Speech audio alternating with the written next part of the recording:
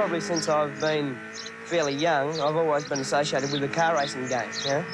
And with that, you know, like Dad's always raced, and I've sort of always been a bit intrigued with the sport. I just sort of like going reasonably quick and all that sort of thing. Oh, Skaife gives him a big hit up the back. Skaife cleans him up in a clean sweep. Into a clobbered him out, side by side on the brakes. He's got him. What a performance from Mark Skaife. Skaife, sensational in the Super Tube Auto 1000. Australian Drivers' Champion, Australian Touring Car Champion, former Bathurst winner.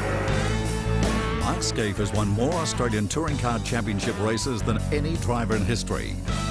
He is also the only driver to ever win the Cairns Gold Star for the Australian Drivers' Championship, the Australian Touring Car Championship and the Bathurst 1000 all in 1 year. And only Peter Brock has won more pole positions than him. His list of achievements is the envy of all who race. And Mark Skaife secures another Australian Touring Car title.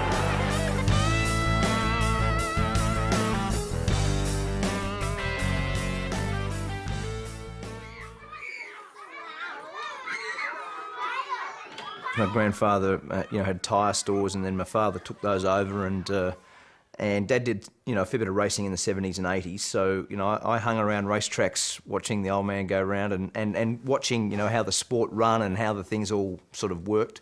So I was interested from a very early age, and we were very good friends with the Seatons, with Glenn and Barry Seaton, and that whole family thing was very close. So for me, I suppose, going to the racetracks was just sort of second nature.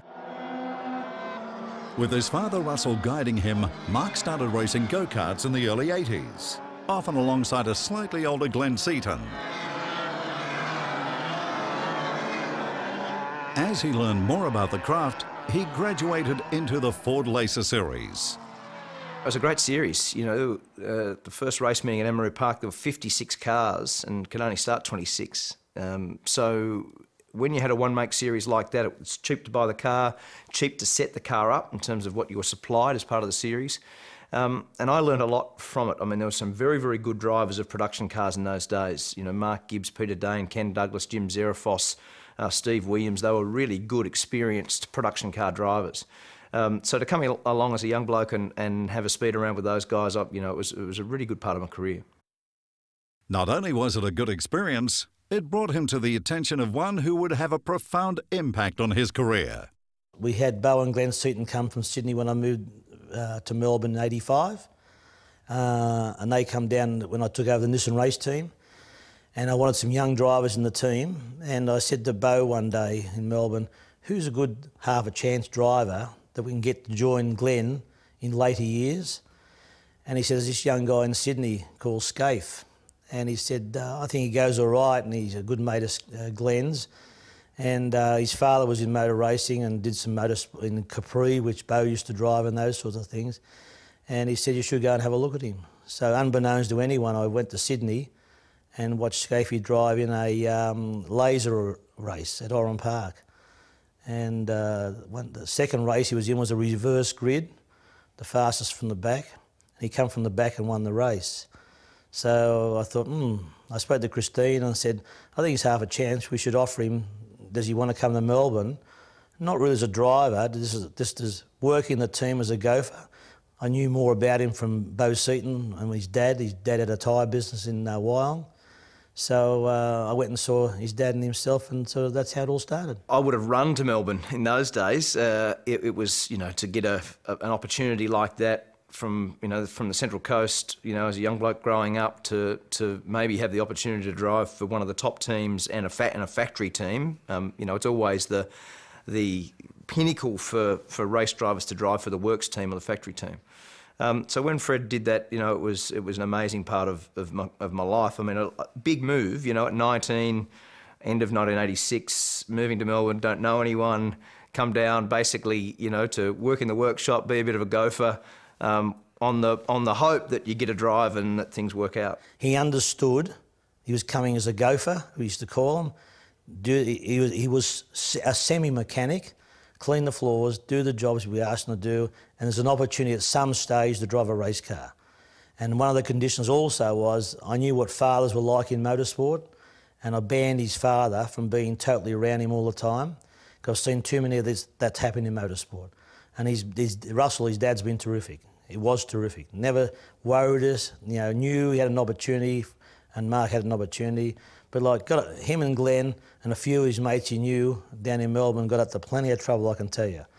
Oh, we used to clown around a bit. I mean, Cito and I were always, we were always test driving so many cars, and we were so many places that we were speeding around and doing all the young bloke things. I mean, you look back, there was a bit of lunacy in all that, but at the same time, we got away with most of it. We did wreck a couple, but we were able to walk away, which in those days, what it's like. I mean, you see people hurt in cars these days, and it's very, very serious, obviously. So it's one of those ones. When you get through that phase of your life, you can breathe a big sigh of relief and get on with it. One day I come back from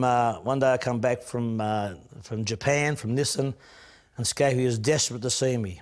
I said, Mark, I've got a meeting with Ivan Devison, the MD. He said, FG, I should speak to you now. Anyway, cut a long story short, him and Traddy touched him on the main road on the back and spun him round in the Gazelle road car, wrote that off. The thing is, like, Traddy's car wasn't much better. The thing that didn't matter, but Mark was really upset because the car rolled over and his briefcase fell out, and someone ran over the briefcase. It was a Butte Trick carbon fibre briefcase or something that squashed it. But the thing they didn't know was down in the bushes was a copper down there with a radar gun getting guys for speeding. He came out and said, "Oh, how you going, guys? What's happening here?" So those sorts of things, all the time there's all those things happening. So that's young people working for you. Yeah, well, I was always quite good at that because I had to tell Dad the same thing quite often. So that was it was pretty easy for me to roll that story out, because although I was I was obviously very nervous, I didn't know how Fred was going to react, but I had crashed a fair few of Dad's cars prior, so I had to roll that story out on numerous occasions. Racing in the 87 Classic and getting away smartly. On the inside was Andy Rouse. Here's Grice. In 1987, Mark made his Bathurst debut for Gibson Motorsport, driving in the 2-litre category in a Nissan Gazelle. He and his co-driver finished 19th, but only made it to the grid through a bit of subterfuge. The funniest part about one of the races was at Bathurst, and these things could never happen now. His co-driver at Bathurst couldn't qualify the car.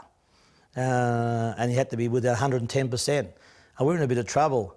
So, if these things happen, talk about them now, but all of a sudden I said to Scapey, well, you go and put Grant Jared's suit on, and I said, when you get out the car, I want you to come back and get back in the car, and you've got one lap to qualify this car, and you're Grant Jared. And he come back and he said, FJ, I said, get in the car, drive the car, do one lap and qualify, which he did. And everyone was dying of death because totally illegal. It's the only way we're going to get the car into the race. Not many people know about that one. That's yes. The first year of running the Gazelle at Bathurst, we had a co-driver there that was a Nissan dealer, and as it happened, the car was actually in the same class as the BMW M3s. So as the BMWs were going faster, we needed to go faster at the same time. So my time got us in, but his time didn't. So I had to put his helmet on and stuff, and go and drive the car and do a lap time at the end that would get us into the race, which was very, very clandestine. And as I said, not very many people knew or know about that. It's a bit of an under the carpet one. That one. It was was probably something that we could get in a bit of strife for if we were ever caught. Here he comes, down the inside. Moment of truth for Jimmy Richards. Look at Fury. Fury going to try and see if he can sneak down there as well. Here comes the farmer. When George Fury retired in 1988, Fred Gibson looked around for someone experienced to replace him in the team as #1 driver and to help in the development of the young Scaife. The Jim Richards story is a really good story, because I said to Christine one night, who do we get to drive with Scapey going forward? Because you need someone experienced. And I said, you write a list up and I'll write a list up, and let's see what's on our list of 10 drivers. And it's funny, when we did this and then we sort of like, got a list out, and Jim Richards was on top of the list on both our lists. So I said to Christine, well, I'll go and get him. So I just happened to bump into him at Bathurst in the back of the pits and said to Richo, what are you doing next year, Richo? He said, well, why? I said, well, I'd like to sort of, talk to you about doing something with our team. He said, well, I'll ring you on Monday and we'll talk about it. So he rang me after Bathurst on the Monday and we did a deal within 10 minutes on the phone. As Richo said, I offered him 3 times more than he thought he was going to get, so he had no option but to drive for us. And so Jim joined the team. And Jim was fantastic with Scafie. Fantastic. Jones lights up the tyre there, side by side, heading up the hill, and a mighty start from Richards up the outside of the pair of them, catching the 2 Sierra drivers unaware. I thought at that time he was the best touring car driver in the world and probably the most competitive guy that I've ever been around. I mean, he was an extraordinary race driver. Wasn't just necessarily his speed, but his ability to drag the best out of the car on the day. And if for instance, he couldn't win, he'd make it finish on the podium. And I learned a lot from Richo, not just about the car racing and about going, about the business per se. I learnt a lot about life from him. I mean, he was, he's 20 years older than me, but we could be brothers. I mean, we're very, very good mates, and he's a ripper guy. It's almost checkered flag time as Jimmy Richards comes up, and Richards beats the Sierras on day number 1. I shared everything that I could with him because I didn't want to be dishonest or tricky. I mean, whatever I could tell Mark about driving the car, I told him, and he shared stuff with me, and we'd watch each other sometimes if we were in a different practice session or whatever of what we did. We'd talk about how fast we went around that particular corner, where we put our brakes on, what the cars were doing, and we shared everything together in the driving. And I had no hesitation in doing that because although I didn't know it was part of my job, that was me. I did that because I was happy to do it. But Jim, from day one, knew that Mark did a lot of testing. He was quite happy for Mark to do the testing because Jim really didn't like to do a lot of testing. He'd like to do some miles. So it worked really well. And Jim would say to Scafie, mate, I think if you do this and do that there, you'll go a bit quicker. And as it turned out, over the period of time, Jim was the quicker than Scafie. Then all of a sudden, probably as time went on, Mark could out-qualify Jim, but then in a race, Jim had beat him.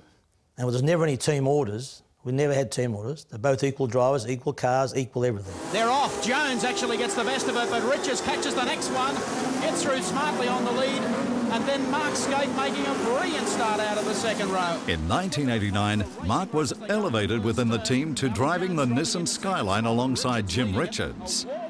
Although their friendship was strong, Mark still felt Jim was the man he had to compete with. That's how close it is as Jimmy Richards gets into stalking mode, takes Jones on the inside as they make their way to Penrite Turn. My job really was to try and win races for Fred, and Mark's job really was to try and keep up and get a good result where he could. And here comes Scaife, boying straight down on the inside, gets Jones out of shape.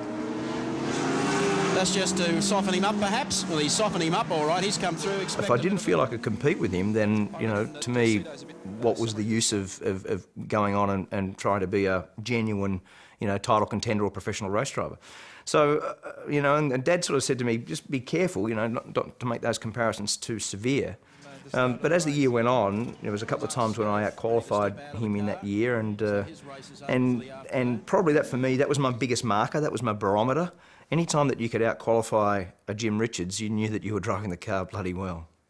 We had some fantastic races, and some of the best races that I had in those eras was with Mark, because we were both on identical cars. Mark did all the testing of the cars, so he knew them intimately. And he was the minute I seen him drive a car for the first time, a car that I was going to drive was at Winton at a test day when I just joined Fred's team and we went for a test at Winton. And Mark ran the car first to make sure it was all okay.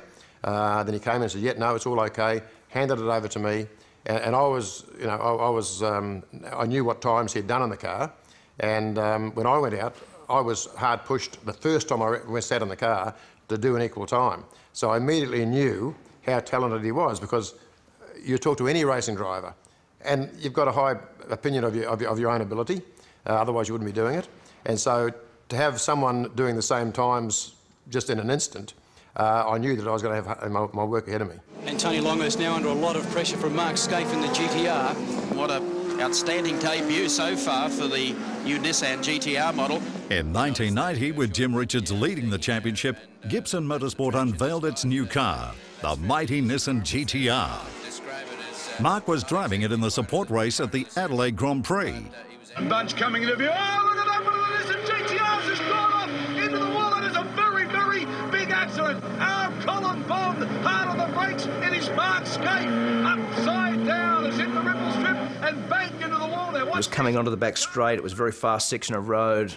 Jimmy and I were actually, the reason that I crashed was we were both fighting for pole position, and he'd done a lap time. I was on my out lap to start my lap effectively, and the car slid up onto the curb, broke the bottom out of the wheel, and it just turned straight over on its roof, and it fired into the fence going, you know, very, very fast, and it actually started to wear through the roof of the car into my helmet, and it basically pushed the top of the car down. And once it hit the fence, I mean, it was, as hard as I pressed the brake, it didn't slow down, and it was certainly fired into the fence going hard, you know, on its roof, spun back out onto the road, and I couldn't get out. It caught on fire and couldn't get out, and a guy in a BMW called Joe Summerreeva and Colin Bond and Peter Brock actually pulled up to get me out, because at that stage the marshals were unable to open the door. So it was a pretty ugly foray into GTR land.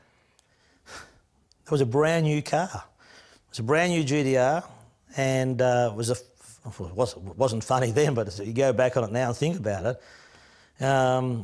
Both of them had, you know, Jim had his regular car and Mark had the brand new car. He went out the first lap he's gone out, and Richo radioed in. And he said, FG, Skaife's had a crash. I said, Richo, yeah, right. Because they're always up to these sort of things. And I thought, oh, yeah, right, Richo, he just got out. Leave me alone, you know, let's get concentrating. He said, FG's had a crash. So he's come past, and all of a sudden on the TV monitor, it was the Grand Prix at Adelaide, there it is, the car, he's crashed it. It's stuffed, it's on its roof. I couldn't believe it. And we had this thing where if the drivers dinted the car, they owed the mechanics a slab of beer. That was the thing. So how many dints a day after a weekend? There might be 6 slabs or 3 slabs, and that's the way it was. When Jimmy reported in that I rolled the car over, and he said to Fred, you know, it's damaged, you know, da-da. And Fred, I don't think really Fred even believed him, you know, to be honest. But at the end of the day, he said, you know, how bad is it? And Richo said he owes him a small bottle shop. So, you know, the way that was obviously sort of an indicator of how bad the damage was. I mean, the car was destroyed, absolutely destroyed. In fact, I've got the front mudguard in the garage. Mark Skaife and Brocky head-to-head in the grand final at Oran Park Raceway. Beautiful start. Skaife out, gone. Right alongside of him goes Jimmy Richards, who catches Brock. John Bowe makes a good 1991 was a memorable year for Gibson Motorsport, which dominated with either Mark or Jim winning most races. It was all about the team. No, never any team orders. We, I mean, in the later years when we were winning seriously, we were never going to knock each other off the track. And if Mark got a better start than I did, which he regularly did in the latter years, then I would not make it desperate to pass him. If I could pass him easily, I would, but I never could. If Mark got in front, it was almost impossible to pass him. So now we have a battle between cars 1 and 2. Can Jim Richards get past his junior teammate Mark Skaife? We're going to have a real fight between the 2 Nissan teammates, because there are no team orders in this organisation. You do the best you can, boys. The fact that they're red, white and blue is irrelevant. They're good mates off the track. Skaife does a heap of the development work on these cars. He knows them inside out. He's got the speed of his team leader and reigning champ, Jimmy Richards, and so the order from Fred is do your best. We worked as a team. We lived as a team. We all went together on the bus at the circuit. We all washed up overnight when the kitchen people had finished. All that was team effort. And all those mechanics and engineers, they would do anything for Skaife and Richo. Wouldn't matter what it was, they'd do the whole lot. So the whole part of my motor racing career, probably that was the most enjoyable side of my motor racing career, was being involved with those guys, with the Winfield days or the Peter Jackson days. It was particularly when Jim came along, because Jim is an easygoing guy. George was a very uptight sort of guy, which is fine, but Jim's a relaxed sort of guy, but the most competitive guy you've ever had in your life. You know, didn't matter, would want to win every race he went in. But they were competitive with each other, so they both competed hard against each other. Mark Skaife now mere seconds away from what looks like his first win in Australian Touring Car Championship, and that'd be fabulous for the young bloke. Last turn now as they come out, headed towards the checkered flag, and chalk up another 1-2 to Nissan. This time it's Mark Skaife who takes the victory. Here he comes. A great cheer for Gentleman Jim on his way to victory. At the big race that year, the Skaife-Richards combination in the Nissan GTR seemed unbeatable. For a young Mark Skaife, it was a dream race. And what a great year, the Australian Touring Car Championship. He's had to fight the young Turk, Mark Skaife, that has been groomed well and truly by Nissan. But with Mark in the car for pole day sprints and pole position for the race, and Jim there for the victory, somehow it all seems fair this afternoon at Bathurst. I qualified the car on pole position. Jimmy did most of the driving. I think he did 3 stints and I did 2. But and he was in the car at the end, which was the smart thing to do on that day in terms of his experience. But it was a great win. You know, 1991, we'd done a lot of work on the car. The car was very technically advanced. It wasn't durable enough the previous year. There was a huge amount of effort from everyone in the team, and to win that race, it was very special. I mean, my first Bathurst, and to do that with, you know, a mate in Jim Richards was great, and also just for the team at that time. Here he comes. The very last corner of the 1991 Tooheys 1000 at Mount Panorama Bathurst. Checkered flag, Jim Richards, Nissan, that's his car. It's a very difficult thing to explain, but it's a lot like a football club mentality where, you know, if you're successful in the NRL or the AFL and you can drag 40 or 50 people along and end up winning the grand final, it's a lot like winning Bathurst, and that whole feeling and aura, you know, from a competitive standpoint is just sensational. We're only seconds away from the start now of the Tooheys Formula Brabham Series, the Gold Star Series, 8 starters. As well as the Nissan, Fred Gibson thought it was wise for his young driver to get experience in open wheelers. So Mark also competed in Formula Holden with great success. Mark Skaife looking for a double this year, not only the touring car title but also the Australian Drivers' Championship crown as well. I drove open wheel cars years ago, and I loved open wheel cars. Especially you can see the wheels, can't you? So it was really good fun. But the whole thing is, I think anyone that drives an open wheel car, you've got to tune your open wheel car to how you like to drive it, and you've got all the adjustability in the car, sway bars, springs, shock absorbers, and you can do all the things you like to do in a race car you can't do in a touring car, which I used to call taxis. Because the thing is, lots of things, you know, ride height and adjustments or big adjustments you can't do because of your restrictions. Corner Skaife now all over Larkham as they come out of there. Now you get the power down. Can he make it? No, he won't. So I just thought if Mark had a drive of an open wheeler car and a program, he'd become a better driver. And then that would rub off him going back into his touring car where he'd feel like he'd have to make it go better. And why can't we do this better? And it worked that way. And here comes Skaife winding it up, pulls out of the slipstream down the front straight, takes him under power. I was quite keen to drive other cars, and it was sort of in that phase a little bit where I was sort of in between driving with George Fury and Jim were in the Skylines. I was sort of forging my way into that, but there was opportunity for me to drive open wheel cars.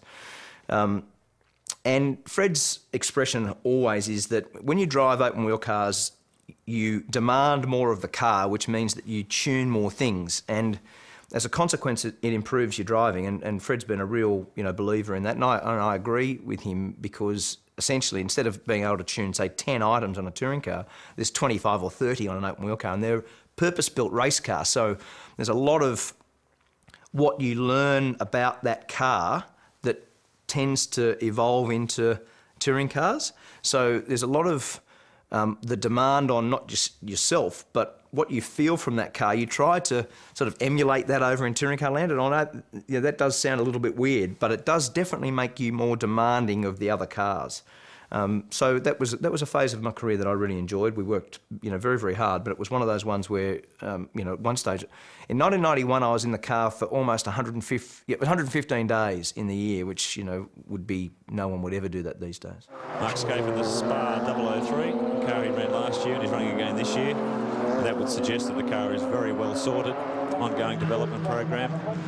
Between Freddie Gibson and himself, running under the Winfield banner, beautifully presented car, originally designed by Gary Anderson, who was involved with designing the Jordan Formula One car, so plenty of racing pedigree on this chassis. It was actually quite a well-constructed category because we were effectively buying ex-Formula 3000, which is the category under Formula One. We were buying those cars from either Japan or from Europe and bringing them in. So the level playing field was pretty good and the engines were very, very similar. So, as you said, the category from a technical standpoint was actually quite well founded. Larry Perkins used to do the engines for the cars. I mean, I know I spent $11,627 in the last year on engines with Larry, which was, to do a full year's racing, to spend only $11.5 grand was unbelievable. And those sorts of things were good parts of that category at the time. But there are also lots of other things about it. There were some very, very good drivers. I mean, people don't understand that in those days, Neil Crompton, Mark Larkham, Drew Price, Mark McLaughlin, Warwick Rookland, Paul Morris, big Simon Kane, big lineup of guys that were really good open-wheel drivers. So to go and win was good. I really enjoyed that time, and they were really good cars to drive. I mean, at good tracks, like an Eastern Creek or Oran Park or whatever, they were fantastic. Up to the top of Yamaha, down towards Goodyear for the final time. And it's going to be a win in the Tooheys Gold Star, Oran Park, on grand final day for Mark Skaife as he heads the Winfield Spa out of the last turn, beating Mark Larkham. If 1991 had been good for Mark and his team, 1992 was a true high point in a young career. Through the year, he racked up more Australian touring car victories in the GTR, along with wins in Formula Holden. By the time he got to the 9th round of the season at Oran Park, a red double beckoned. Wins in both championships. They're off, the two Nissans. See you guys. 92 was a year that it will be in my memory forever because it was probably the best year in terms of winning everything. I mean, we won the Australian Drivers' Championship, we won the Australian Touring Car Championship, which at the time was the youngest ever. At that point, and then to win Bathurst. So, I mean, it's never been done in Australian motorsport to do that. And the Oran Park win on the same day to win the Drivers' Championship, the Gold Star, and the Touring Car Championship, I was never out of the car. I was in an open wheel car or I was in the GTR. And if you said to young guys today, go and drive the touring car, but then go and jump in that open wheel car over there, they'd think you're mad. So that was, part of, there was a lot of pressure surrounded by trying to win both those races. And I had to win both the races to win the series in both instances. So that was a lot of, I will always remember back on that morning of that day thinking, this is a very big day today. They come into the final corner now. Crowd already to its feet to acknowledge and to salute Mark Skaife, the 92 Shell Australian Touring Car Champion. He's the most successful V8 supercar / touring car guy of the modern era. And it's just pure stats, pole positions, race wins, championships, all the rest of it. He's amongst the greatest guys in the modern era of motorsport. And I think one of the other things that's probably worth noting in this is that if you look at where Australian motorsport sits in the world of motorsport at the moment, we've got Webber doing very well in Formula One, possibly going to finish in the first 3 in the World Championship in 2009. Got Ryan Briscoe on target to potentially become the US IndyCar champion. You've got Marcus Ambrose earning a huge reputation in American NASCAR racing. So you'd have to say that in this neck of the woods we're doing things right. We've got very competitive racing and very, very good guys who are proving on the world stage that they're amongst the very best. And so where does Skaife sit in that? Well, he's right up the top there somewhere. For Shell Australia, the youngest touring car champion in our history, Mark Skaife. Some felt at the time that the Nissan GTR was so good anyone could drive them. That was obviously untrue. But to appease the critics, CAMS imposed heavy weight penalties on the team. From Amaru Park, heat number 2. And off the line goes the Nissan, out and gone the pair of them. There goes the third Nissan up on the inside. No advantage with 4-wheel drive, they say. Don't you believe it? Then 92, we had a lot of what was success ballast. So they were putting extra weight on the car. They were handicapping the car to try to slow the car down. They limited the turbo boost that we could have, so limiting the engine power, plus they put 1,500 kilos. The car was massively heavier. I think it was homologated at 1,260 kilos. So it had a massive weight penalty, and anyone that said in those days that we weren't driving the cars hard were kidding themselves, because to drag those big cars along, and when you lose control of a big car, they've got a huge amount of momentum. The inertia to regain control is very, very hard. They had smaller tyres than what our current cars have got. They had no aerodynamics on them, had very similar speed, very similar weight. And as I said, you know, when you did lose control of them, they were very, very hard to drive. So we were really, between Richo and I, pressing on bloody hard. And, you know, we copped a bit of flack that we were in the best car, but at the same time, I know that we were driving the cars very well. It was an iconic car, whatever it had, 650 horsepower or something, all-wheel drive, twin turbo. You know, it was a state-of-the-art machine, and obviously it's one of those little kind of chapter markers in your life that you go, that was pretty special. But I distinctly remember getting in it and thinking to myself, okay, let's go, let's get into this thing and see all these magic numbers appear, and it'll make you look like a hero. And it couldn't have been further from the truth. I actually found it quite a difficult car to drive. You needed to get your head around how to get the most out of it. And I don't know what day it was. I think in those days we might have started on the Wednesday or the Thursday at Bathurst, and I remember sitting out the back in the transporter with Scafie and the boys and Richo, you know, dejected and, you know, hand on the head, worrying about where all the pace had to come from. And I think the cure was had a beer, had a laugh, and then went back the next day and found a chunk of time. But both those blokes, both Richo and Scafie, drove the car very, very well. Engines come up to rev, so they get off the line. Seaton makes and muffs the start, and it's Johnson up on the inside of Perkins with Mark Scaife looking for it, but he'll drop back one spot. The 1992 Bathurst 1000 was to be the last at the mountain circuit for the turbocharged machines. It also turned out to be the most controversial. Johnson Sierra is the only car that can take the battle up to the Nissans at this stage. This first hour is going to be an absorbing contest. See if Johnson wants to try and break the back. Well, Mark Scaife ducks down the inside, and he will lead the great race as they come across the line for the third time. The cars, to be honest, were absolutely brilliant cars and prepared by Fred's team, but they were a very expensive car, and you could say that the amount of people that we needed to work on and service it was a lot bigger than any other team that went to Bathurst or in the Touring Car Championship. But 92 was good in several ways, where we knew we had a car that was going to be capable of winning the race. We had a lot of extra weight in the car, so that was a little bit of a no-no in a way. But after practice, we knew that we had the pace. But of course, the conditions changed so regularly that we would get a half a lap lead, and then all of a sudden, the pace car would come out for a crash, and the race would be drawn back up tight again, and we'd have to start the race all over again. But we'd led the race all day, and then I forget what lap number it was, but it started to rain, and we were due to come into the pits on a particular lap, and the other car in our team was driven by Neil Crompton, and he was doing a fantastic job. But I was supposed to come into the pits on the lap before I crashed. But Neil had come in. He decided that he was going to come in because it was raining too hard. So he came in the pits, and I had to do another lap because we could only service one car at a time. And it was on that lap that the rain absolutely came down, pelted down, and I crashed into the wall at the same place as Dick Johnson crashed into the rock. Oh, no, Jimmy Richards has hit the wall. And it basically tore the front wheel off it, and the oil cooler was in the same places where the front wheel was. It tore that off it, and so I tried to stagger back to the pits, and I knew our race was over, and I got down onto Conrod Straight where the rain was even heavier, and the car just took a gentle slide and floated off into the wall. And I think before we actually hit the wall, the race had been red flagged, but that was unbeknown to me. I would expect we might see a red flag.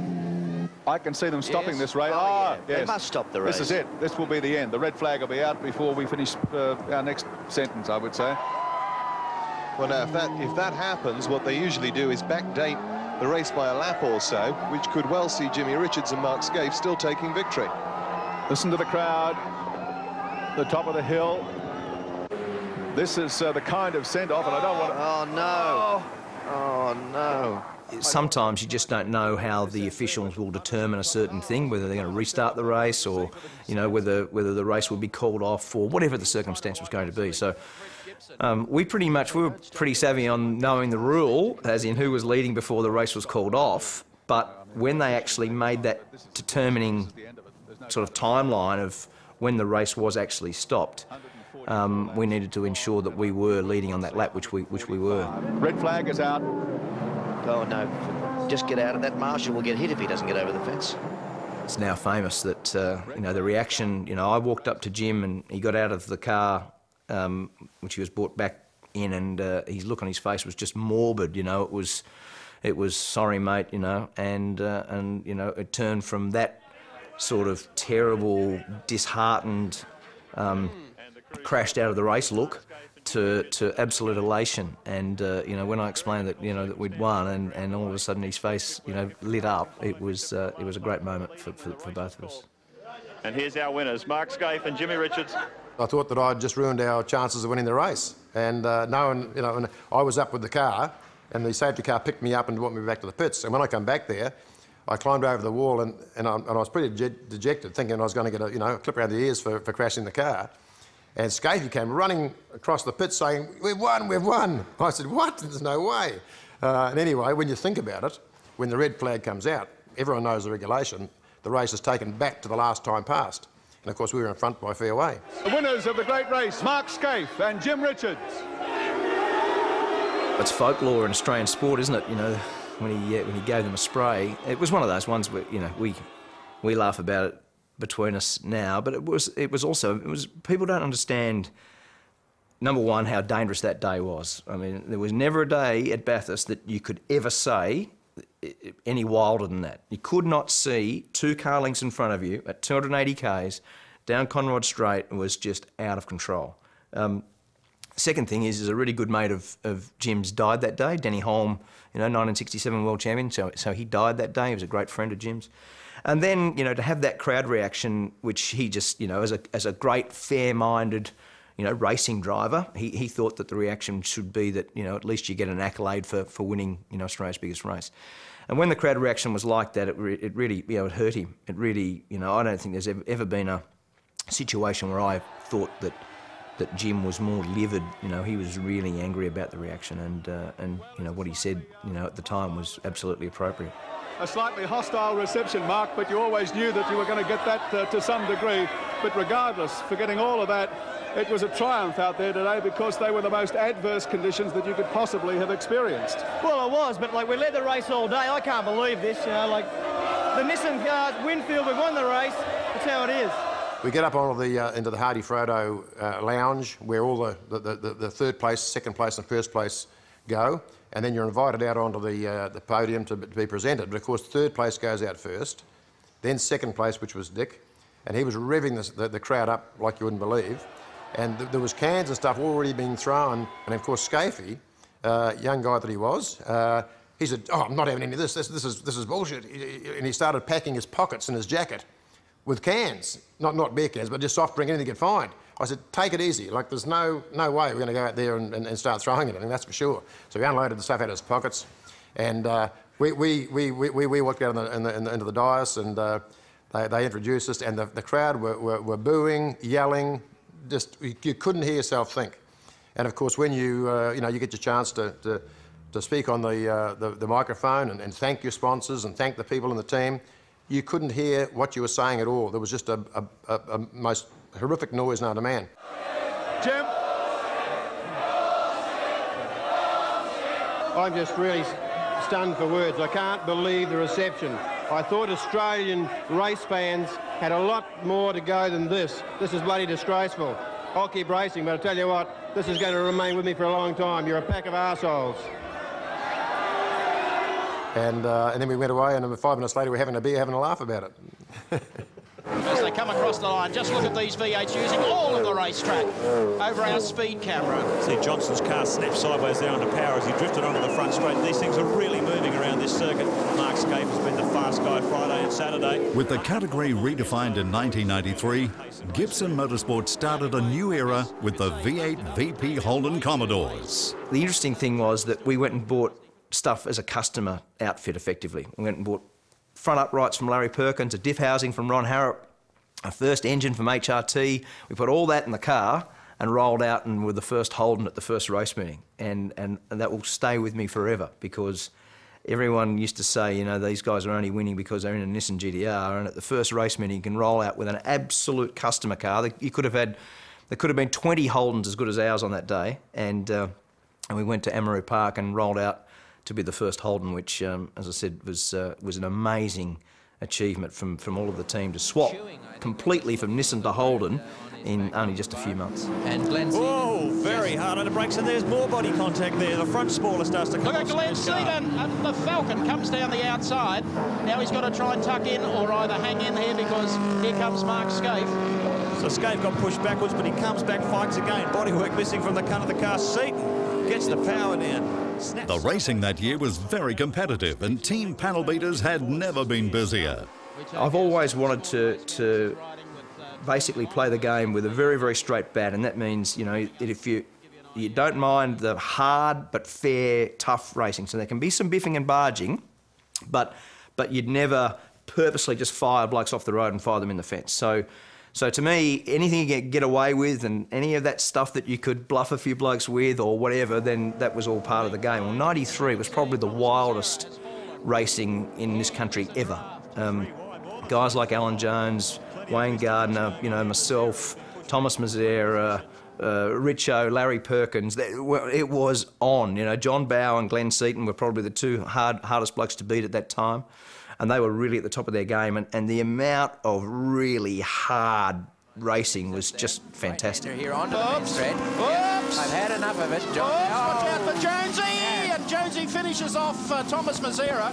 Sometimes tempers were tested that year, like at the Symmons Plains round, where Mark had some advice for ex-Formula One world champion Alan Jones after a racing incident. Jones was just basically coming out of a corner, out of the slowest corner in Australia at the hairpin at Symmons Plains. He pushed the car and could have come off the throttle at any point, and I would have saved it and we would have both driven on. But he didn't, and he stayed in the throttle, stayed in the throttle, stayed in the throttle, spun the car around and fired it off the road. V8's around up the 2-litre cars. Oh, Alan Jones gives more a little tap. Get out of the way, get out of the way. That was a savage one. That was Parnelli Jones type driving. One tap, and if you're not out of my way, you just get another one. Now, I mean, we all know, professional race drivers, we all know what goes on with that stuff, and all I did at the end of it was go up and warn him that if that's how he was going to play, I didn't care whether he was world champion or, you know, the local mini bike racer. Wouldn't have cared one zack at that point. I was basically explaining that he was going to cop a square up, and Alan, you know, we're good friends. But if he did it to me today, I'd do the same thing. So that was that sort of reaction. They're ready for the second round. Skaife gets off the line, but Seaton gets off faster. Skaife picks the second gear up even faster, and they are side by side coming up Bitchapave Hill for the first time, and Mark Skaife will lead them down into Dunlop Loop for the first time. 1994 was to be Mark's second Touring Car Championship win, starting the year with 3 round victories in succession for Gibson Motorsport. Final corner, Mark Skaife, a perfect scorecard for round 1 at Amaroo Park, takes it across the line to... Over the years, particularly when you go through different phases of his career and you look at, for example, the Nissan GTR era, where it was easy for the paddock to say, well, that car had an advantage, and you take, for example, the early HRT days when the team was extremely well funded and very strong technically, had good tyres. Again, it was easy for the paddock to say, oh yeah, you know, he's doing well, but then it always came with this little bracket after it because, you know, it was implied that because some other factor was the reason why it was happening. But then it kept on going. Here comes Skaife, challenges up on the inside as they come under that bumpy braking area. Mazera goes out wide, Skaife sneaks through. And notice too that John Bowe has also disappeared from the action, so the 2 Shell Falcons have fallen over in the first 5 laps. And my goodness, this racing is absolutely terrific. I'm enormously impressed with Mark Skaife. He started from, what, 5th or 6th on the grid, and he's now got his way through into the lead. Terrific performance. Here it comes. No, here it is. As I said it. Yes, absolutely. Coming out of the last corner. Who's got the speed for the checker? I think it's going to be Scaife. Crowd standing here in the grandstand as they come across the line, and it'll be Mark Scaife. Lost the lead, took it back, takes the checkered flag clear of Thomas Mazera. As the category rules continue to flatten and narrow, right down to quite recently, in reality, the bloke kept on winning races and getting pole position. And the 1994 Shell Australian Touring Car Championship could well have been decided in the first 3 rounds, because the guy put together an unbelievable perfect score. He won the championship 2 years ago, won Bathurst that year. Let's have an honest Aussie reception for our new champ, Mark Scaife. And so, I mean, in the end, I think even the blokes who fought the longest, hardest, toughest fights with him would concede that, you know, in the end, he's just a bloody good competitor. The following season began in the worst possible way for the young champion, with a frightening crash at Eastern Creek. Come off the end of the main straight and basically fired off, and I don't remember. I left the road, got to the grass, and hit the fence at 200 k's or something. So that was certainly the biggest crash of my career, and I missed the first race of the 95 championship based on being in hospital and not being able to drive. That was a big one, and that was half my fault in some ways, because we were testing for Yokohama, and we're testing wets, and it was raining. But it was in a practice session sort of thing. I think it was Friday, whatever day it was. And there was a few minutes to go on. The track was still wet, and I wanted to try these. We'd try one set of wets, and we wanted to try another set of wets and just compare them. So I said, Scaife, you haven't got much time, so just start out and try these wets for a couple of laps, and so I can compare on the same sort of wet track, the same conditions. Anyway, coming in the straight, went off the end of the straight, and it was a big crash, really big crash.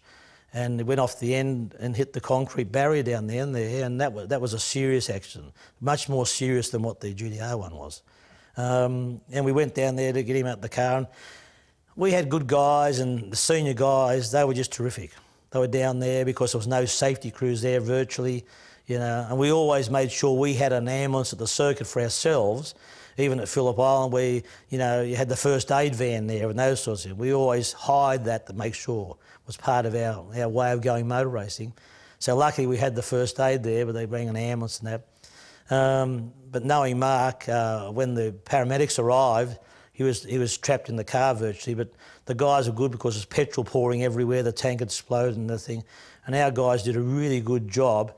One of the things was, I can remember, but he was trying to get out of the car. He was like, and I had to be really strong.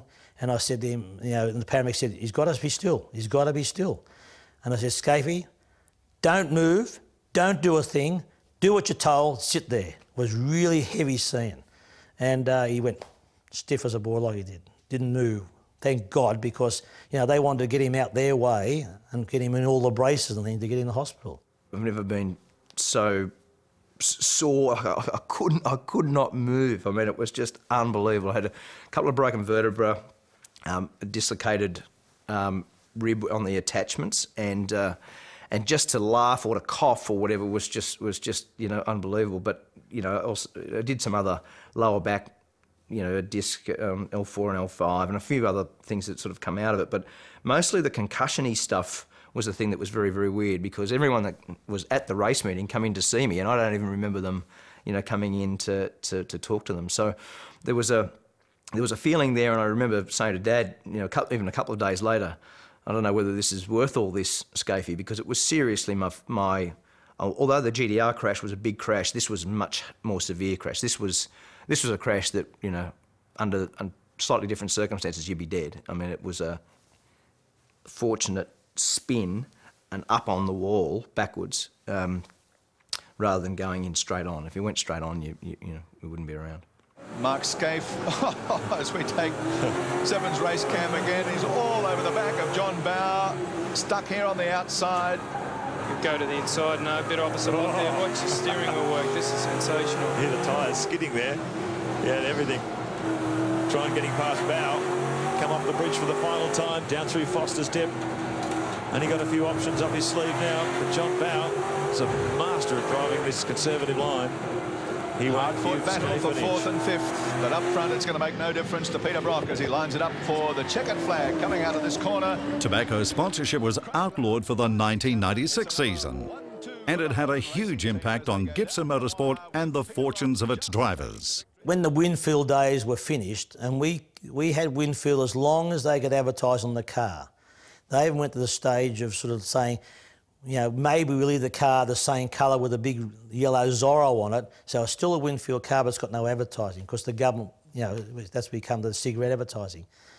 So we knew that year they were going to be gone, and probably what I should have done was save some of their money looking forward to the future, but thinking we were the best team in the country, which we were. We won championships, we won races, we were dominant. I just thought you'd pick up a sponsor and off we go again. And I was starting to work on that during that year, but the sort of money we had and the way we did things was very difficult to find one sponsor, let alone 3 or 4 sponsors to do that. So at the end of the season come, and we didn't have a sponsor, and I had to let Jim go virtually and just start running one car, and that's what we started doing. And we were struggling. Gardner now is getting swamped by Scaife as well. He may have a problem here. Well, possibly he missed a gear or something happened. You know, the speed difference isn't that much. Great move by Scaife down the inside. Now round goes Lonrose. I probably learnt more in that 12 months than I had in any other part of my career. I had this thing that racetrack success would just generate its own funding almost. And although that may have been naive in the time, the thing that really hurt us mostly at that point was that when we were sponsored by a cigarette company, we didn't have secondary sponsors. There was only really Holden that was our secondary sponsors. So when the big chunk of money went away, we didn't have 2 or 3 smaller people to drag through. And other teams at that time, HRT had Mobil and Telecom. Dick Johnson's team had FAI and Shell. So they basically had dual sponsorships that if one of them pulled out, you could pretty much top it up with other money or other opportunities. But when we were basically a red team that was total cigarette money, and it was so controversial at the time, no one would spend their money to be on the car with you. So we had to fund the whole lot, which, you know, in those days was about $4 million, which was a lot of money at that point. So, you know, that was a time where, you know, Fred and I we really struggled. We went from, I don't know, 35 or 40 guys back to about 10 guys. That's our new champion, Craig Lowndes, and he'd like to go out a winner today. One team that did have money to spend was the Holden Racing team. And at the end of 1997, it offered Mark a place, which meant the end of the Gibson-Scaife partnership. The man ending that partnership was Holden Special Vehicles Managing Director, John Crennan. Our discussion process was 2 years before he moved from his very loyal roots with Fred to HRT. It was certainly a very difficult decision for me, and I went and sat with Fred and spoke with his family, with Fred and Christine, because that was very close. And really, Fred said to me, he said, "Mate, you've got to go," because he knew that from a career standpoint, I really had to go and drive for someone else at that point. So he was very fair and very mature about that at that time. I'm sure we were both quite emotional about that separation. But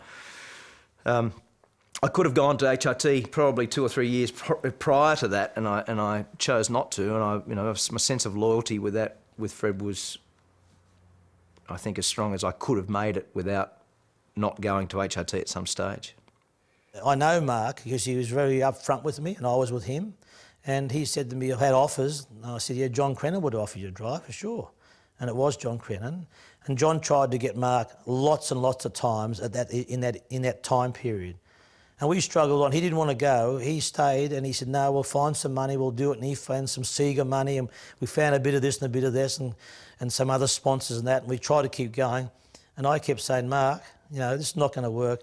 To the point where one day he came and said, "I just had Crennan on the phone, and he's made me a good offer. I just want to come and talk to you about it." I said, "Mark, take it. You've got to take it this time. You've got to go. The opportunity's there. You're going to be driving the Holden Works team." And I said, and we just can't afford to do it the way we should be doing it. And he reluctantly went and drove for John. I arrived in '97 to drive with Brock, and Lowndes and Greg Murphy were in the other car. And it was also a pretty young team, a lot of guys around the team that were certainly very much in love with Lowndesy and Murph, And for me to come along, I sort of felt a bit distant, and it was sort of, the way to gel into those places is quite hard. It's almost as if the changing of the guard has already started. Mark Skaife, the new addition to the Mobile Holden racing team, stealing the spotlight momentarily from his mentor, putting the 05 Commodore on the front row for today's big race. Skaife's hot lap came towards the end of the shootout session. 1997 Shell Series champion Glenn Seaton, the man to beat. The crowd just cheering Mark, who's so happy to see the 05 Mobile HRT Commodore out there. As he scaled the top of the mountain, urged on by the huge crowd, Skaife gave the 05 one final push, clocking a 2:10.03, the fastest time ever recorded by a V8 driver at Bathurst. Skaife on a pole! A 2:10.03. He's undercut Seaton by 0.8 of a second. I really enjoyed, the Sandown and Bathurst exercise with Brock. We were on pole position at both those race meetings. Arguably should have won both those race meetings. So it was an important phase for me to come in and, to stamp some authority and drive the car well. And I really enjoyed. The car was bloody good. I mean, it was a lot better than our car, and the tyre was just fantastic. I mean, we'd come from Yokohama at that time, which they weren't that competitive, and very much the Bridgestone was the tyre to be on. So coming in '98.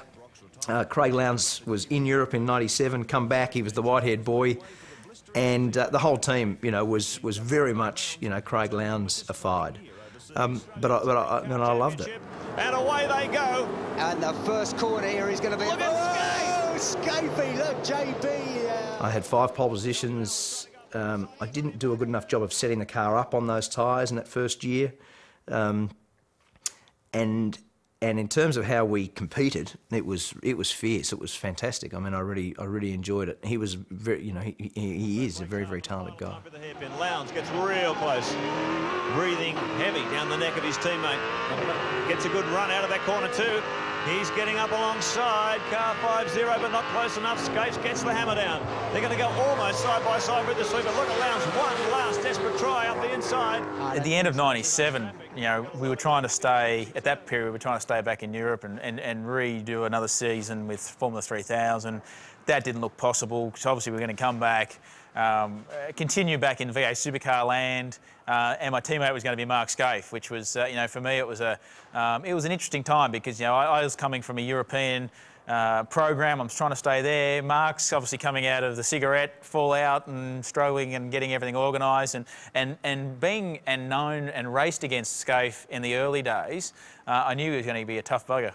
Let's see how Mark Skaife goes. Red light is on. Green light, away we go. Skaife got away. Look at that, Lowndes.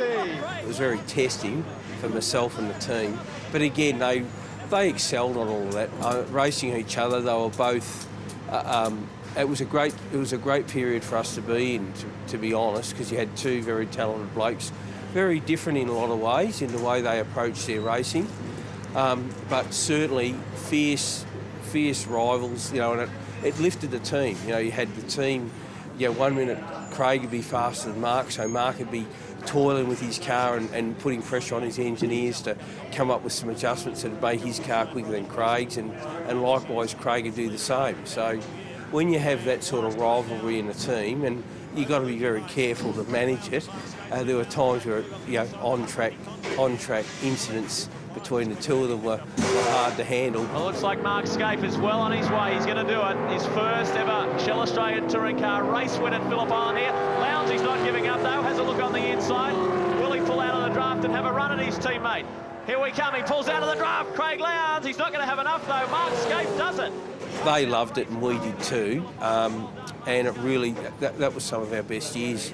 Certainly HRT's history would go down in its own record books is the most exciting time to ever be there. Tom Walkinshaw had always sort of felt that if you've got a very strong level of competition within one team, you're always going to get the best out of the team and out of the cars. So that made a lot of sense to have 2 guys that were of both exceptional potential. and that's really the way it worked. It was good for everyone. This is it, they're on their way home. The two Mobil 1 HRT Commodores. Mark Skaife, who sits 4th in the championship, is going to be so delighted with this as Craig Lowndes turns up the heat. Sitting in 2nd spot there, it's going to be a Mobil 1 HRT 1-2. It was quite fun. I think it was, I was probably enjoying being back in Australia, being away from 12 months, obviously having a new teammate with Mark Skaife, getting to know him more personally than just knowing him as a competitor and as probably a rival, and running around, obviously re-linking back with the team, and it was a good time. It's a full grid of 32, the HRT front row. Let's see if Mark Skaife can get away to a good start. That's at the back of the grid, the green flag. Let's look to the front. Will Lowndes get another lightning start?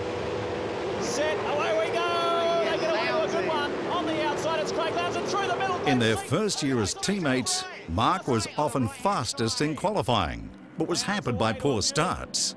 There was lots of drama there. We tried different clutches. They were using different clutches than I'd been used to, and there was a lot of complexity in those clutches in those days because they were sort of new technology and they were hard to use, and the engines also don't run that nicely at low revs, so there was engine mapping things. Race 2, it is an all HRT front row. Lowndes the inside, Skaife the outside. Lowndes used a very simple method of basically just smashing it on the rev limiter and dumping the clutch, and used the engine on the rev limiter to absorb the wheel spin. And I just couldn't get my brain around that. It just didn't sit well with me from a mechanical standpoint, and so I kept on sort of doing my own thing. In the end, we made the clutch better and the starts were good. Ready to go. Skaife needs to get a good start. Go! Away we go. Russell Ingall just finds him on the line. If you look at our history and our career, my qualifying has never been my strong point. It just never has, from go-karts to Formula Ford to VA supercars to anything. So for me, it was a time, if I could be in front row beside Mark Skaife, I knew I was confident enough to be able to outstart him, because that was his weakness. So he could qualify, but then his starts would always probably his Achilles heel. So yeah, for us it was a bit of a battle going on. I remember at Western Australia at a point that he'd have pole position, and we qualified. I think it was 3rd around that time, but we managed to get better starts than him and still win the round. And I think that probably hurt him a little bit. And it was, for us, that was I suppose the important part of the weekend is to look at qualifying as, yes, it wasn't my strong point. I know my starts are good, and it's probably a little bit of mind games playing around there and marching around and just trying to outdo each other, because you want to outdo your teammate. Away we go now, and look at on the inside. Skaife and right and Garth Tander. They come flying through into the first corner. It'll be Skaife, right, Tander. It looked like Larry Perkins, who got a good jump. Around come the two Wins twins. Well, I'll tell you what, if anyone thought Mark Skaife didn't know how to start these V8s out of horror last year, but he's done some practice over the summer, because he really tucked in there. The car launched like a missile. In 1999, Mark came to grips with his starts and started winning again. But in the championship race, more podium finishes to Craig Lowndes gave his teammate the title for the 2nd year in a row. Their battles were studying contrasts. The wait is over. Onto the main straight. The checkered flag is waiting. The Mobil 1 HRT Commodore Mark Skaife from pole position to the checkered flag. Well done, Skaife. I suppose I'm a little bit more laid back or easygoing, where Mark was a little bit more intense and a bit more not necessarily focused, but he was always trying to find that last tenth and everything else, which I always was, but I was just approached it in a completely different way. I'd sit in our debriefs in a trailer. We'd have obviously the computer monitors and the squiggly lines and all the stuff that we look through, and I'd be like, my engineer at the time would be saying, look, you're losing a bit of time to Mark here, or you're a little bit better here, or where out, and I think, yeah, and I say, look, I need a bit more turn, or I had a bit more oversteer than what I wanted, and you go, all right, we'll do this, and this, and I go, okay, fine, walk out of the trailer and go sign autographs. Where Mark would be going, yeah, but if we did this, is that going to upset this, or how's it going to react to that? And he'd be a little bit more, I suppose, intense on how to make it probably a perfect car, which, we never get perfect cars, which is always the way. But yeah, so we had a little bit, not almost like chalk and cheese, I suppose, but we complemented each other. We helped each other. We pushed each other to newer levels. I think we both then pushed the team to newer heights. We're always striving, obviously, to win races, win championships, At the same time, you know, the golden rule is to beat your teammate. Final corner, they come out of Simcoe corner onto the main straight. This will be it. We're back to the Mobil 1 Holden Racing Team domination. Scaife takes race 1 ahead of Craig Lowndes. Obviously, I'd won the championship a couple of times. He was the young Turk, you know, he was into it, and you know, we got on very well. I mean, the level of respect there and the speed of trying to beat each other. I mean, there was a real competition there. I mean, one of the races I'll always remember in the wet at Phillip Island. I mean, we were just absolutely out of control. It was absolutely hosing, and we were so far in front of the field, it was unbelievable. And we were at it. And you know, from a team standpoint, all you could hear Jeff Grech was saying, "Slow down, slow down, slow down," trying to get us to both quit, but we certainly weren't quitting. You know, I remember rounding Lowndesy up over the top of Lukey Heights down into MG, and those sorts of races, you know, will live with me forever, because that level of competition from, you know, 99 and 2000, you know, I was able to beat Craig the following year, and it was and it was one of the ones too that I had to work hard within the team. You know, I had to get guys on my side. I was always at the workshop. I was there late of a night. I was looking at the data. I was trying to improve the car. I wanted the car to be more like the style of car I wanted. Craig and I do have slightly different styles. He drives the car in earlier to the corner on the front tyre, and I tend to drive it more classically and then drive it straighter off the corner. So there was a lot of that sort of stuff that I had to make sure that I got the best, you know, from the car. And as time went by, you know, there was a lot of work that went into that. There was a lot of time and effort that worked my way. Mark Scaife has only ever won one race here at Phillip Island in the V8s. This is number 2. As he comes across the line, Scaife and Lowndes from Mobil 1 HRT. They continue their domination in 99. That was a real golden era, I reckon. I mean, those two guys, very different in their style and their approach mentally and physically in a race car. Very different techniques at play.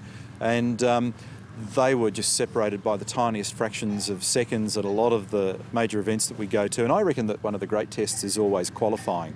You know, forget about the whole sort of 50-lap thing or 100-lap thing. I mean, let's put all our cards on the table, get your guys in a row, get your machine organised, and lay it on the line for 90 seconds or 120 seconds or whatever. You need big cantaloupes, you've got to stick your chin out, and you've just got to go and do the business. And that's instinctive and talented and intuitive.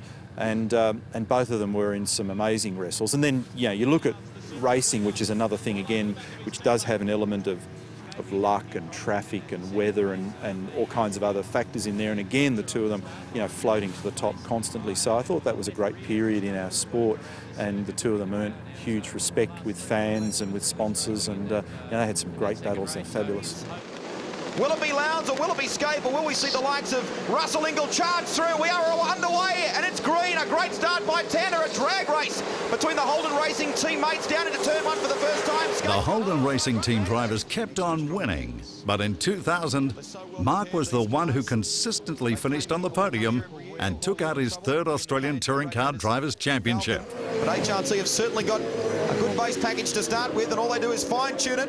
And Scaife, who's brilliant behind the wheel, gets out there and does what he does best. He will take out race 1 at Oran Park.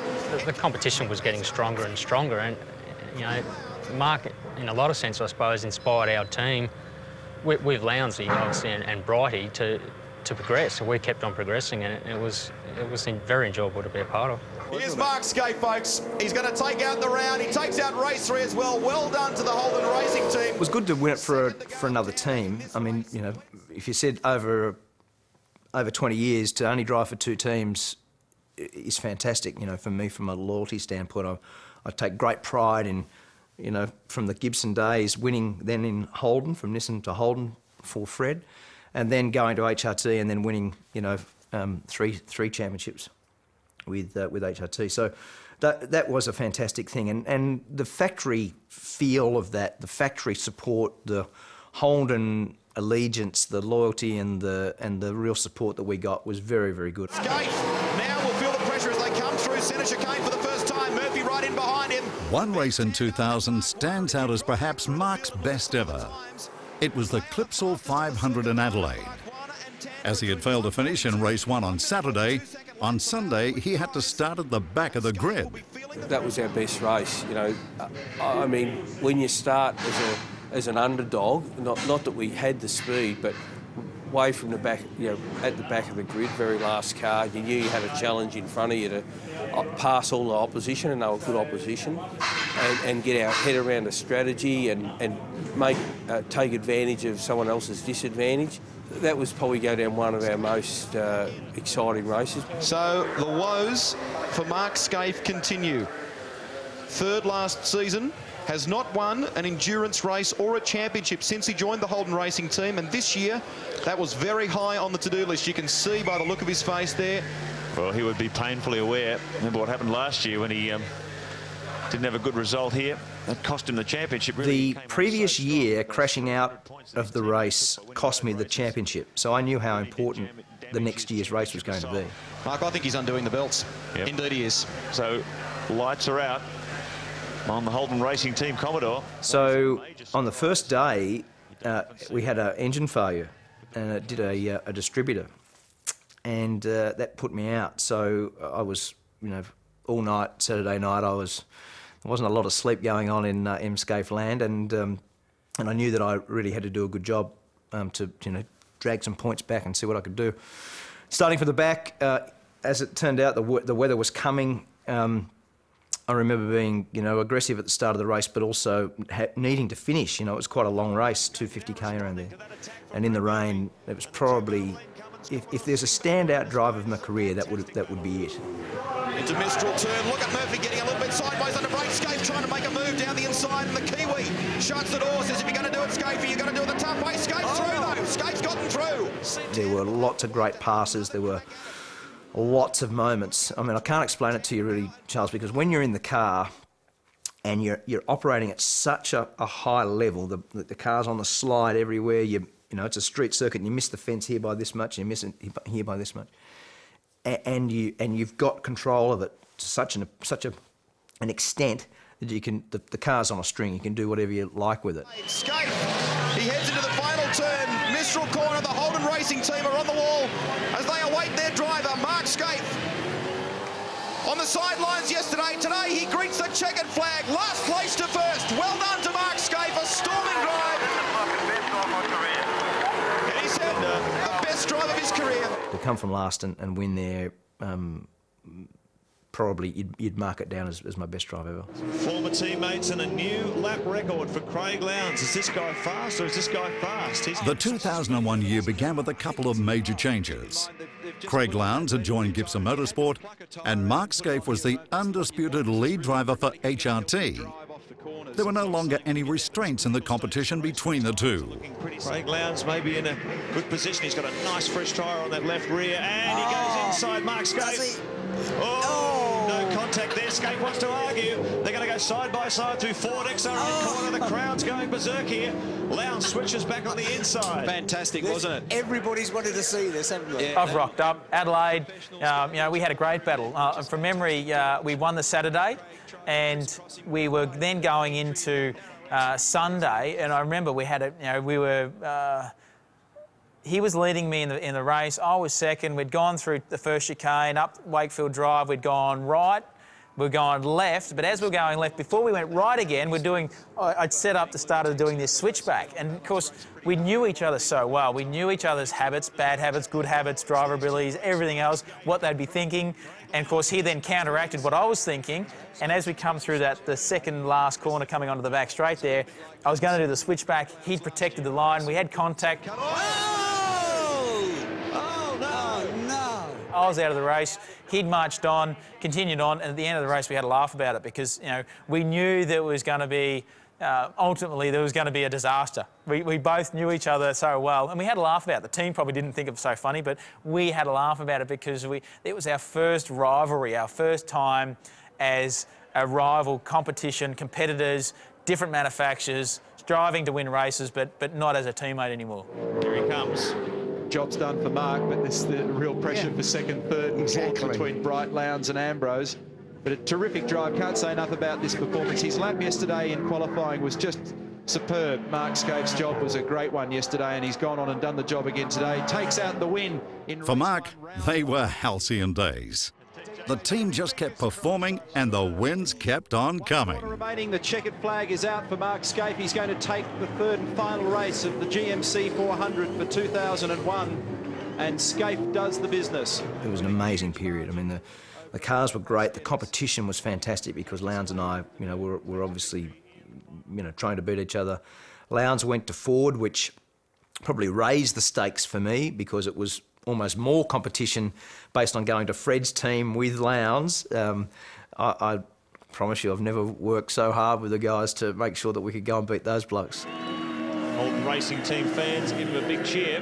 He's absolutely dominated proceedings here as he points it toward the start-finish line to take victory in race 1. In the days when Mark was running, he was the best driver in the country, no doubt, absolutely no doubt.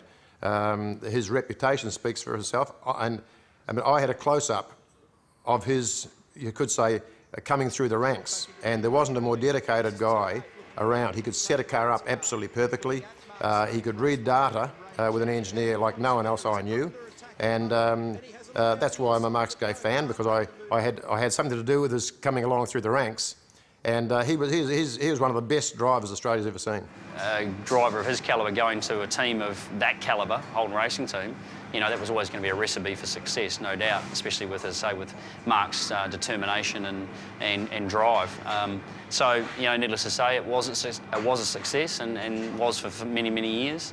So competing against it for a period there, you know, myself going back to where Mark started with Fred Gibson for a couple of seasons and trying to compete against the HRT juggernaut was pretty frustrating. Well, Bradley Jones is still there, but some 3 seconds behind. It is as good as over. Mark Skaife, and look at the car. There's not a nick, there's not a dent, there's not a scratch on it. We said that they were playing a conservative strategy earlier. They didn't challenge any passing manoeuvres. They let people get through. They didn't want to fight. They didn't want any conflict, and they played a smart race. What a sophisticated strategy. What great driving from Skaife and Longhurst. This is one that they will remember forever.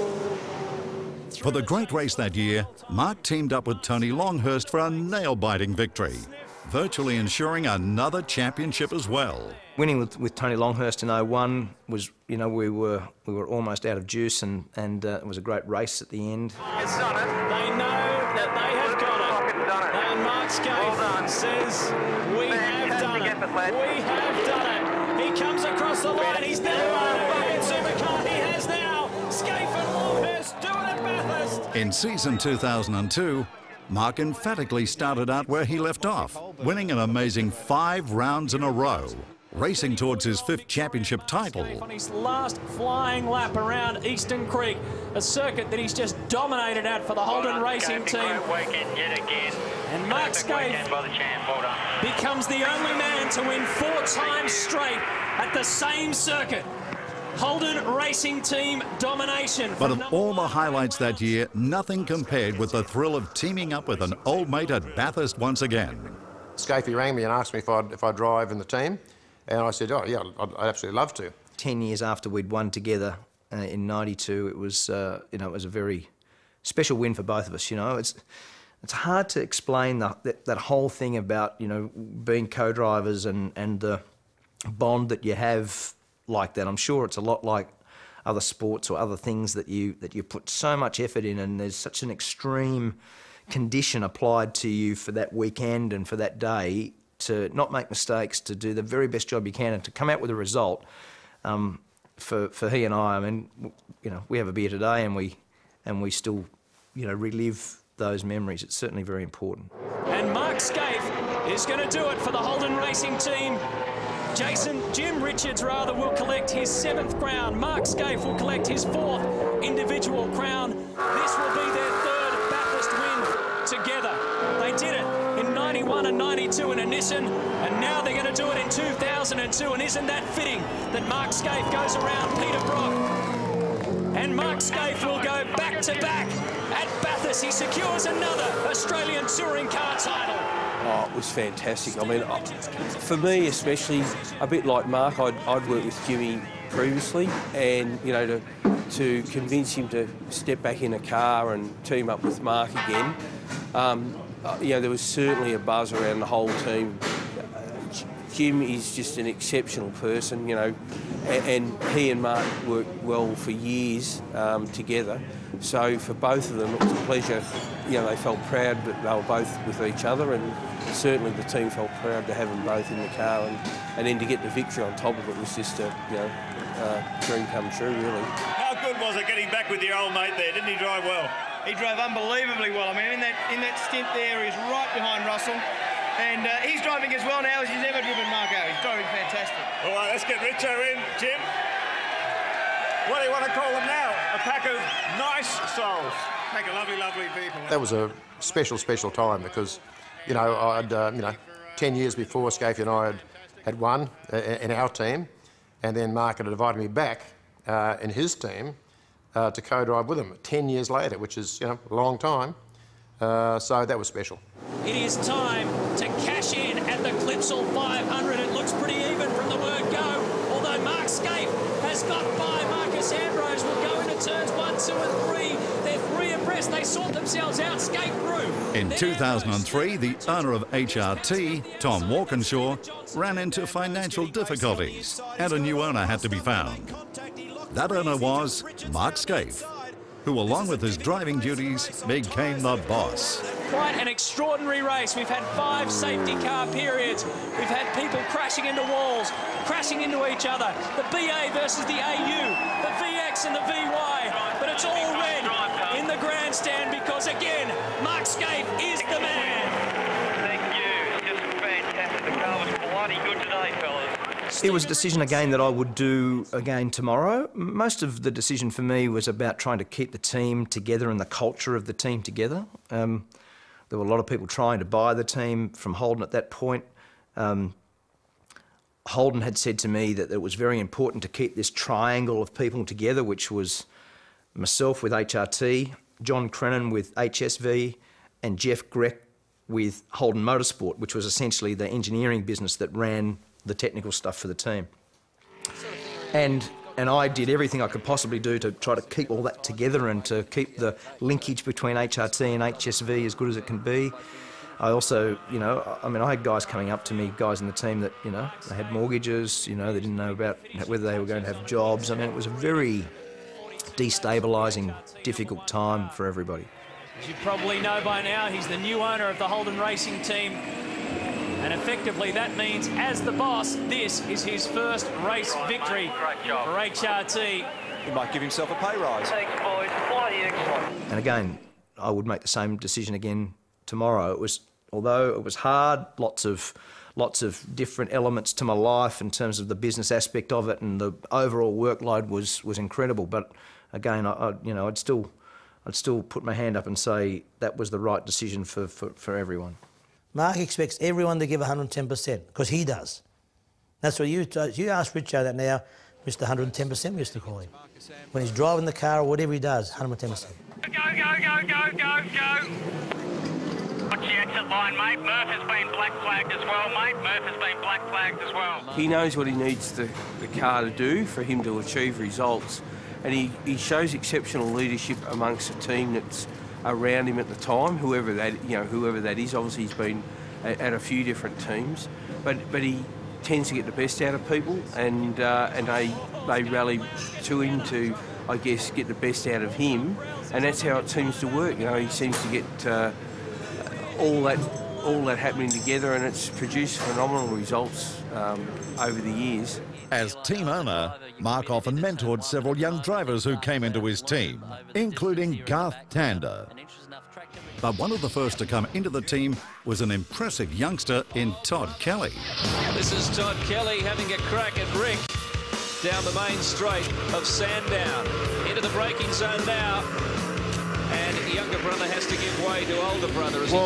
As Mark had Jim to show him the way a little bit, I probably had Mark. You know, I was quite young when I started off at HRT still, and really Mark, not only me, but all the drivers around my era, my brother as well, who was in the Clayton establishment, but he showed us a lot of the qualities of how to be a race car driver. And it's not just the technical stuff, but his attitude and how he goes about it, and how he looks at his own racing and his competition, and then when you leave the track, if you've had a bad day, you know, how to process all that and get on with it. And he was fantastic to be around, and it certainly showed all of us young guys a lot of stuff.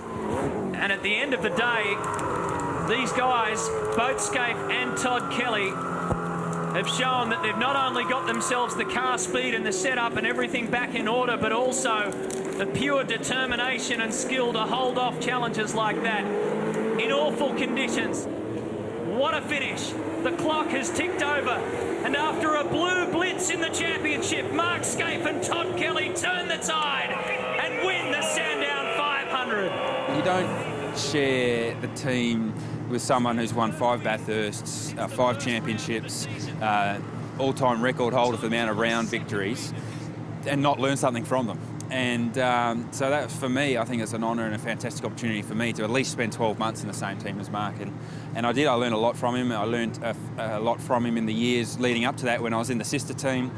And just the way he goes about it, his professionalism and his preparation and his dedication to perfection. And you know, he's one of the most organised people I know. And whenever you sit down and have a meeting with him, everything's all laid out and everything's just right. And he's very, very prepared and very well organised. Mark being the boss of the team at that point through that period would obviously put a lot of strain on the teammate relationship, and through the whole time I really never felt as though Mark was the boss. Like, he never came across as the boss. If I did something wrong, it'll go and get processed through the team management, and he, you know, we never really discussed the business stuff. And I think that was fantastic that he separated those two things and dealt with that professionally through the team. So yeah, you know, as I said, that was never really a one-on-one thing. We were always just teammates, and he let management cover all the other stuff. So if he had have really rolled in and come across as the boss, I think that would have put a lot of strain on the relationship. But he's obviously been around long enough, and he's smart enough to know how to maintain that. And you know, the way he ran the whole thing, as far as just the teammate side of it, you know, you couldn't really fault that. And it's game on for the main event. Skaife, a beauty. He flies down to turn 1. In the preceding years, HRT had been dominant. And although it still won races in 2003, Stone Brothers Racing's Marcus Ambrose was the one to beat. However, it wasn't Ambrose who caused Mark the most grief, as he tried to win an unprecedented 6th championship. This is Russell Ingall and Mark Skaife. We said that it was a very, very fiery situation brewing. I tell you what, it looks to me like Russell's got a bit of a case to answer there. By gee. When you make a pass on a racetrack, it's very impromptu, it's spontaneous. There's the decision making is very quick, and it's got to be bold and authoritative. When you do that, the two drivers know what's going on. Ingall left a hole that day that I could have driven my transporter through. So when I drove up the inside of him, got around the corner, all he did, he was dark, that he'd basically been passed, and as we come out of the corner, we were absolutely alongside each other to drive straight along the next piece of road. Now, doesn't matter how talented you are, pretty much everyone can drive in a straight line. Ingall didn't do that, and he kept on driving into the car, into the car, into the car, and ended up spinning the car off and firing it in the fence. They are side by side, and car 9 turns right. Now, the reason that I was mostly aggrieved was number one, that's just not on. The second one was I was trying to win the championship on that day. So it was actually championship stuff about me coming through the field, and I was catching Ambrose, I was catching his teammate. So I was on the way back to get back to where I needed to be, and when I passed Ingall, that was sort of the methodology of putting me out for the weekend. And look at the Skaife attitude, and look what Ingall does in response. Now, I have never seen anything quite like that, because that is... There'll be big issues over this. This is going to be a real stink when this one gets dealt with at race control. I can tell you right now, I've never been so off my brain ever. You know, I mean, and I still right now. I mean, I would do it again, no problem. And I was looking for a fight in the garage afterwards, because I seriously was so volatile about, you know, someone or somebody changing, you know, the championship and my ability to win that day.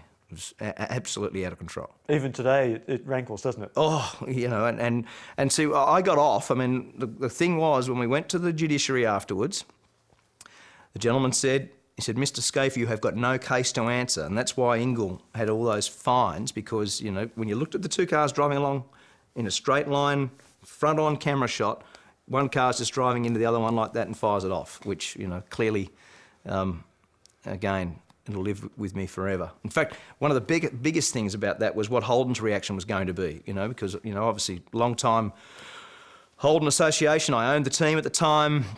The German managing director, Peter Hannenberger, was, you know, very hardcore racing guy, and I thought this was going to be the biggest drama of my life. And when he saw me, he come up and he was almost in tears, and so was I. He just basically came up and gave me a big hug, and he said, Mark, he said, I know this means so much to you, and you know, that will also live with me, because that sort of loyalty from Holden, you know, was very, very important for me at that point.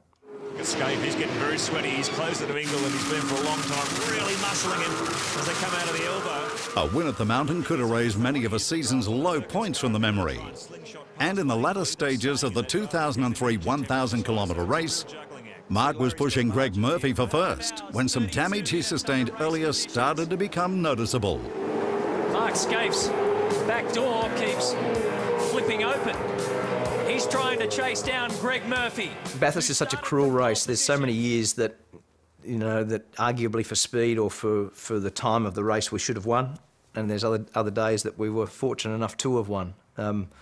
03 was one that our car was very strong. I mean, we were certainly coming at them. There's a replay of an incident involving Mark Scaife getting a little bit tangled up with John Bowe, a lot tangled up, in fact. And the door coming open was one that, I knew it was happening. It was actually a safety car lap, and I was warming the tyre up, and I could hear the door coming in and out. I thought, oh, this is going to be a drama. And I didn't want to say a word on the radio. I didn't say anything to the team, because I thought, if the blokes haven't picked up on this, then I don't want to alert them to it. But anyway, coming in at that point, I mean, it was a ridiculous rule at that stage. If they wanted me to come in, they should have sent me in immediately, and that would have given me a chance to blaze on at the end. But it was fast enough to have won that day.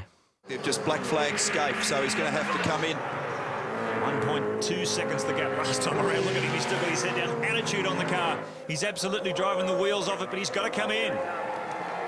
Huge roar from the crowd. So close yet so far for Mark Scaife, aiming at the hat-trick in 2003. Look at that door swinging. And the Holden Racing team crew will be ready with the magic tape. We felt we got treated unfairly, but you can only go by what the stewards deliver to you. That's all I needed. I believe, and I don't know this for certain, but I think the stewards were having arguments between themselves about whether it should be let go or whether it shouldn't.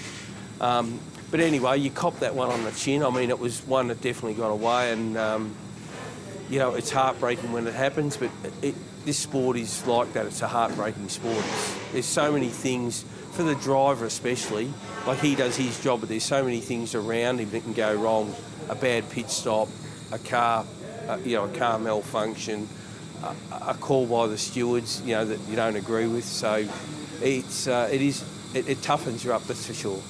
On board here with Mark Scaife. The following seasons were tough for the team, but 2005 brought HRT's 50th round victory. And at Bathurst, Mark paired up with Todd Kelly, and with 20 laps to go, were never headed. We've documented lots about PWR Super Cheap Commodore's engine hassles and dramas throughout the latter half of this season. Well, we should give Perkins Engineering a pat on the back because it's going well now. Scaife for the lead of the race, side by side with Richards. Scaife now leads. It was probably the biggest thing that's happened in my career. It was actually my birthday on the Sunday of the race, and I was there on the pit wall with the headphones on as Mark was in the car for the last stint, and as he crossed the line he said, I think he said, happy birthday, buddy, or it's a good present or something, and yeah, that was amazing. What a performance from Todd Kelly and Mark Scaife. And Kelly is 26 today. What a birthday present. Scaife, sensational in the Super Cheap Auto 1000. Scaife and Kelly do it. Great job, lad. Your birthday, Todd. For what he'd just done, won the race, for him to, you know, to say that over the radio as soon as he crossed the line was, you know, just goes to show what the guy's like. It's fantastic. The winners of the Super Cheap Auto 1000, Mark Scaife and Todd Kelly. There were more victories in the following years, but for Mark, something was missing. Always an intensely competitive person, he started to feel he was less consistent and started to think about retirement. That intensity and competitive nature had always been at the core of his personal drive. The very first time I saw that was we were at Bathurst in 2006 when I was sharing the car with him for the first time, and just before the shootout, he downed about 6 short black coffees in just quick fire. And he was really amped up, and as he would be after 6 short blacks. And I sort of said to the boys, is this bloke all right? Is he okay? Should I get dressed just in case there's a drama? And they said, no, he's always like that. He's just pumped up and ready to go. And that was seriously impressive. And then he went out and stuck the car on pole. So he had long had a reputation for his intensity, his preparation, and his single-minded determination for the job at hand. And that was a very intense example of how he goes about it. But out in front. Great job, Scavey. Welcome back, mate. Great turnaround. A great mate of mine actually says to me, "You're a very below average loser," which is probably pretty right. And Jim used to say all the time. Richo used to say, coming second was the first of the losers. So we always had lots of sayings around that stuff. But I would also say at the same time that I've commented over the years that there are blokes that would sell their mother to win a race. To me, I can look, straight down the barrel and say, that I've only ever done that in a way, in terms of winning the race, to do it in the fairest and hardest way, meaning that, I wouldn't do what was, against the rules or against the better part of my racing or the sport to win a race. So that part of it's also really important. I mean, I think, at the end of the day, if you go and see Glenn Seaton or go and see John Bowe, go and see Jim Richards or go and see whoever, Craig Lowndes, and, have I ever punted them off? I've never punted them off. We've certainly had a rub and a bump, but we've never been launched off the road. Has he got enough grip left in this Pertec Ford to hold out the Racing Team Commodore? It's going to be a drag to the start-finish line. He's opened up a car length on Scaife. And look who's there as well. Jason Bright comes alongside to put a little bit more pressure on turn number 10, the final turn. It's been punch and counter-punch. You've got Marcus Ambrose. We've not always seen eye to eye by any means, and on the track we've had our fair share of little instances. But Mark, without a doubt, is one of these guys that you can trust. And, you go head-to-head with him any day of the week on any track, and it's going to be a fair fight. Have you ever played pool with Mark Scaife or any form of thing with Mark Scaife that involves a bit of competition? It's it nearly always ends up in a little arm wrestle on the floor or something like that, and it's always that competitive edge that he wants to make sure he's number one. So here comes Russell Ingall. Look at this. Within 2 laps, he has caught Mark Scaife after passing Jason Bargwanna. I'd say Scaife is in a pretty big... Oh, he's gone for the inside run. How good is that? I don't think you could find a more competitive or a more intense teammate than Mark. And it's always hard when it's so competitive and you've got that guy right beside you, and you really compare yourself to them in qualifying and in the races and everything because you've got the same equipment. And to maintain any sort of relationship with your teammate on a personal level is extremely difficult, and that's one thing that was really interesting with Mark. It's the only teammate that I've ever had that before every single qualifying run, he'd walk over and shake hands and say, "Good luck, buddy," and he just goes about it so much differently to most other drivers, and through the whole period, I don't think we really had one blue. We got along well, and it was always, good, intense, but, friendly competition between us, so it was fantastic. Well, Russell Scaife, Mark's father, is here watching, and he will be very proud of his son as Scaife cleans them up in a clean sweep at Oran Park. 3 from 3 for Mark Scaife. He's doggedly determined. He's a guy with 100% razor focus on what he does, and he doesn't let go. He gets a mission, he gets missile lock, and he points at the goal, and that's it. He's going to get there. So, he's one of the mentally strongest guys that I've ever seen in sport. He's a very tough character, and he fights for his corner. In his career, he'd amassed more Australian touring car wins than anyone else, 87. He'd been the fastest qualifier 41 times. he'd won Bathurst 5 times and shared the record for the most championship titles. He was also the only driver to win the Drivers' Championship, the Touring Car Championship and Bathurst in the same year. It's a record that others will find very hard to match in years to come. I'm really humbled by it. You know, I'm very proud of what I've been able to achieve in a sport that I love. I mean, it's just a game that I've got incredible passion for. So I'm very, I'm very happy that it sort of turned out as I would have liked, and I feel, you know, very lucky that you know, I've been able to be around some great people and some great teams to have achieved those sorts of results. I mean, it's been a fantastic ride, and I really, you know, throughout that phase, I've got lifelong memories that, you know, will live with me forever. Beautiful start. Skaife out, gone. And Tony Longo is now under a lot of pressure from Mark Skaife in the GTR. It's going to be a win in the Tooheys Gold Star or in Park on grand final day for Mark Skaife. Mark Skaife, the number 2 Shell Australian Touring Car Champion. Looks like Mark Skaife is well on his way. He's going to do it. Oldham Racing team are on the wall as they await their driver, Mark Skaife. Last place to first. Mark Skaife will go back to back at Bathurst. He